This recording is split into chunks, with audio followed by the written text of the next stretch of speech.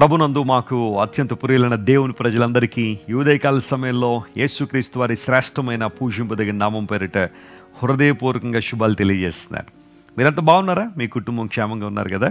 మీకోసం ప్రతిరోజు పట్టుదలగా ప్రార్థన చేస్తున్నాం. మీరందరూ ఆత్మలో వర్ధిల్లాలని, దేవునికి దగ్గరగా మీరందరూ రావాలని, దేవునికి మహిమను మీరందరూ కూడా అనుభవించాలని ప్రతిరోజు మీకోసం ప్రార్థన చేస్తున్నాం.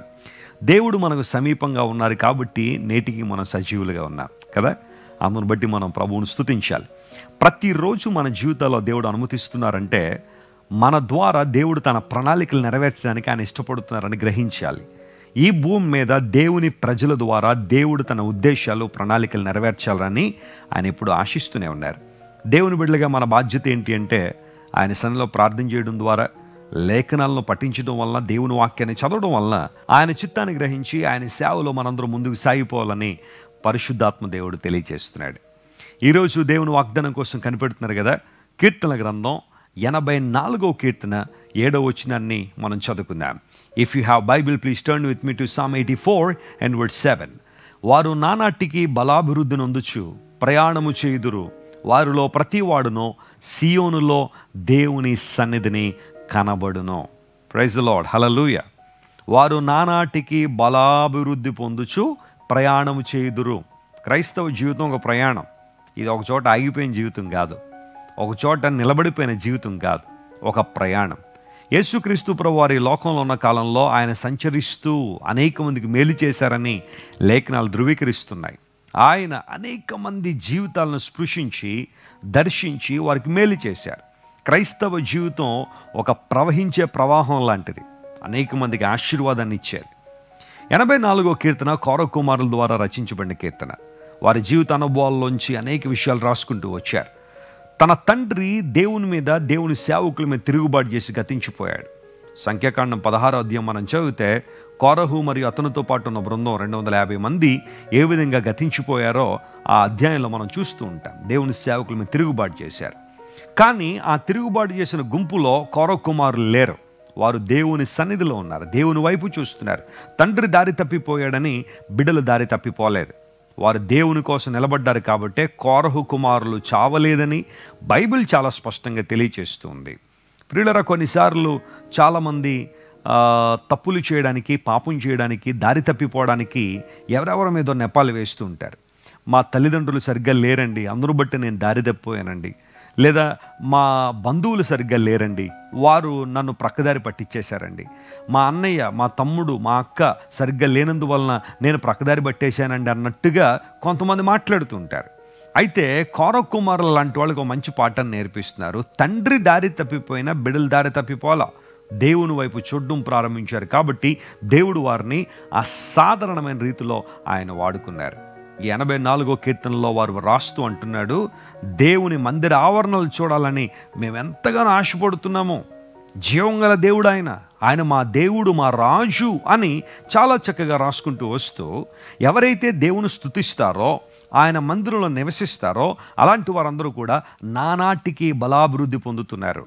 నువ్వు బలహీనుడు కాదు, నువ్వు శక్తిహీనుడు కాదు, నువ్వు దేవుని నామం పేరిట ప్రయాణం చేస్తున్నావు కాబట్టి, యేసు నామంలో నువ్వు నాటబడ్డావు గనుక అనుదినము కూడా దేవుడు నిన్ను బలపరిచి నానాటికి నిన్ను నడిపించగలిగినవాడు. నీ స్పిరిచువల్ గ్రాఫ్ అనేది ప్రతిరోజు ఒక్కొక్క మెట్టు ఎక్కేదిగా ఉంటుంది. బలాన్ని పొందుకుంటూ ముందుకు సాగిపోతావు. Yes, why we need strength, why we need power from the Lord. దేవుని నుండి మనకి ఎందుకు శక్తి కావాలి, ఆయన నుండి ఎందుకు మనం బలం కావాలి అంటే, ఈ లోకంలో మనం జీవిస్తున్నప్పుడు ఈ పాపాన్ని ఎదిరించడానికి, పాప సంబంధమైన అనుభవాలను ఎదిరించడానికి మనందరికీ దేవుని శక్తి అవసరమైనది. ఒకప్పుడు మనందరం పాప బంధకాల నుంచి విడుదల పొందాం, ఆత్మరక్షణ మనం పొందుకున్నాం. అయితే ఈ లోకంలో జీవించినంత కాలం కూడా, మహిమ ద్వారాలు మన కోసం తెరవబడేంత వరకు కూడా ఈ పాపంతో పోరాడుతూనే ఉండాలి. మనం పాపపు శక్తితో పోరాడుతూనే ఉండాలి. ఈ శక్తి ఎక్కడి నుండి వస్తుంది అంటే దేవుని దగ్గర నుండి రావాలి. దేవుడు మనకు బలాన్ని ఇవ్వాలి. పౌలు భక్తుడు అందుకనే అన్నాడు, నన్ను బలపరచు వాని యందు నేను సమస్తము చేయగలను అన్నాడు. ఏంటి సమస్తం చేయగలను? ఈ బలం దేనికి ఉపయోగం అంటే దేవుని చిత్తము, ఆయన ప్రణాళిక, ఆయన ఉద్దేశములో కష్టములు ఎదురైనా, శ్రమలు ఎదురైనా, ఇబ్బందికర పరిస్థితులు వచ్చినా ఆయన కోసం నిలబడగలిగే శక్తి, బలాన్ని దేవుడు మనకు దయచేస్తున్నాడు. ఈరోజు మీలో చాలామంది అలాంటి శక్తి కోసం ఎదురు చూస్తూ ఉన్నారు. దేవుడు మీతోనే మాట్లాడుతున్నాడు. ఆయన మీకు బలాన్ని ధరింపజేస్తున్నాడు. ఆమేన్. ఆయన మీకు బలాన్ని ఇస్తున్నాడు. ఆయన బలాభివృద్ధి పొందుచు వారు ప్రయాణం చేస్తున్నారు.